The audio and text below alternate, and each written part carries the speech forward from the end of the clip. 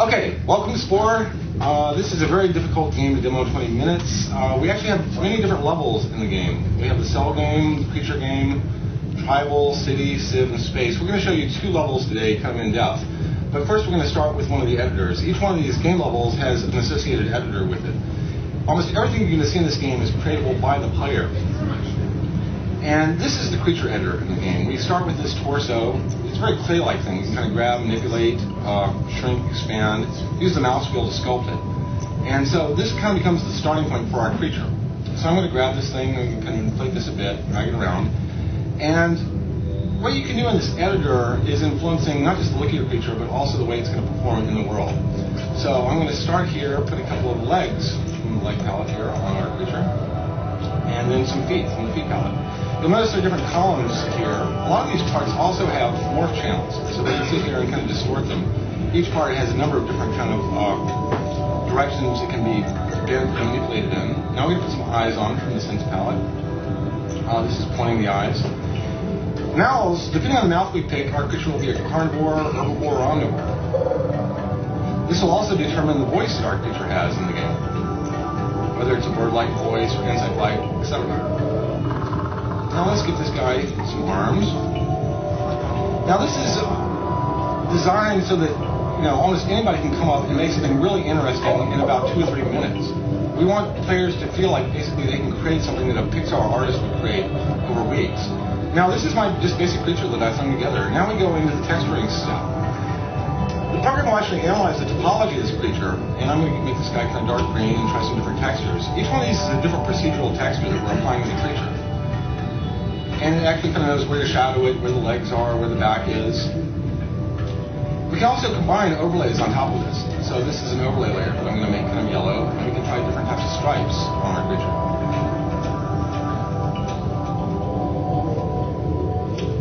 And when we're ready, we can basically go into test mode now and see how our creature will move around. Now, at this point, the computer is actually analyzed what I built in the game, and it's procedurally animating this thing. We can actually kind of see it behaviors that we might see later in the game as we're playing it. This is how it might fight, how it might play, how it might react. In fact, inside the theater here, you see all these creatures on the walls. These were actually printed on a 3D printer, and it gives you some sense of the diversity of creatures that we can build in the game. Now we're going to pop out here and go into the actual creature game that you're playing. Now this is a full world of creatures. It's actually populated with other things that other players have made automatically. There's an entire ecosystem of the world here that we're playing in. And the computer is actually controlling these other creatures now. They were coming from our central server in a very compressed format. And these are the things that we're going to end up competing with at this part of the game. This is my creature right now, and I'm actually kind of directly controlling this guy in the world.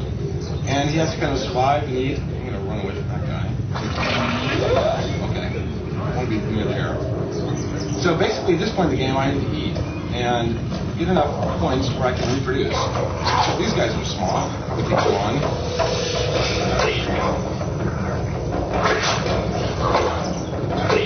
They're just like too many of these guys right now, so I'm going to give up on this. You don't have to necessarily be strong. You can actually have a pretty big advantage in the game just by being social. There's some food. Go that way. It's a harsh world right now. I'm going away from these guys. Here's some herbivores. Right there. Yes. This is their nest, actually.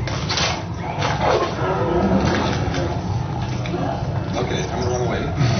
I did get some DNA points now, which will allow me to mate. So I'm going to go over to my species. These are my guys. Now there's a whole social game where I can call these guys.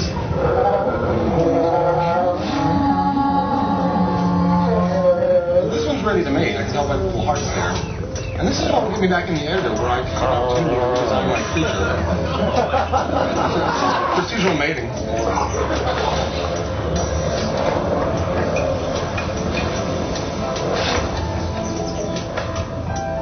So you don't lay the eggs. And we're actually going through every generation of evolution of these creatures.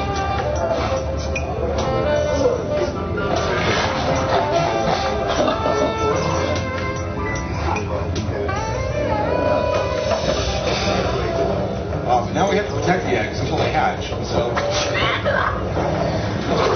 scavenger is coming after me here. Now at this point I can actually click on the eggs and go back into the editor. So this is the creature I was just now playing, so I'm going to improve it a little bit. First of all, I want it to be faster, so I'm going to buy a bigger foot. Each one of these parts has an upgrade level. These little sliders over here are showing me kind of the performance of my creature. So how I design a creature and what parts I use will determine the performance of my creature in the world. I'm going to give it a couple of arms as well, and give it some claws so that it can maybe fight a little bit better. I'm going to go to the hand palette, put some claws on here. Shrink that down a bit. I want my creature to look a little scarier too. This creature looks just kind of goofy, so I'm going to get a little bit meaner looking eyes here. Nice word. Yeah. Okay. Now let's give it a little bit more interesting texture here. It's kind of got this clown suit on right now. I'm going to go for something that's a little darker, I think. I'm going to go for something in a dark blue. Scales, I think.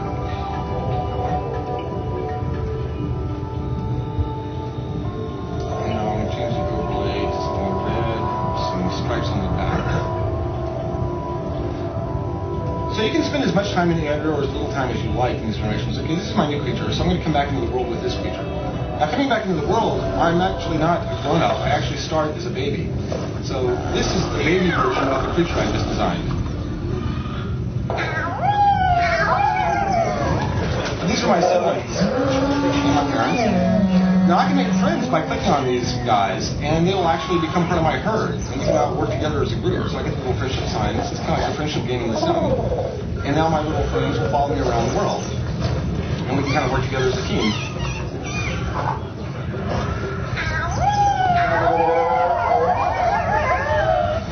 We can go and annoy the neighbors.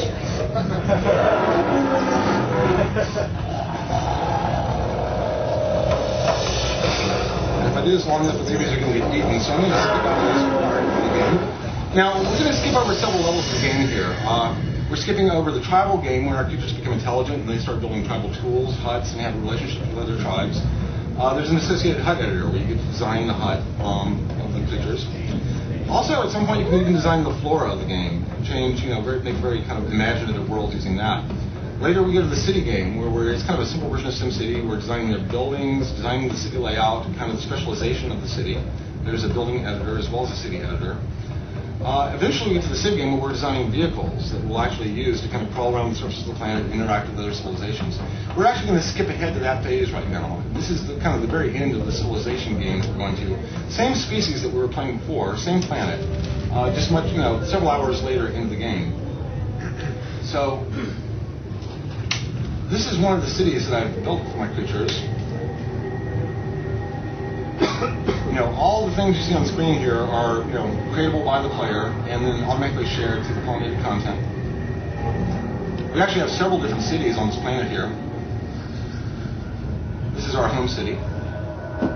Now, at this portion of the game, which is the very end of the Civ game, we're actually just about to get into the space game. So, at this point, for the first time, I can kind of click on my city hall and choose to purchase a UFO, which is what I end up playing the next level of the game.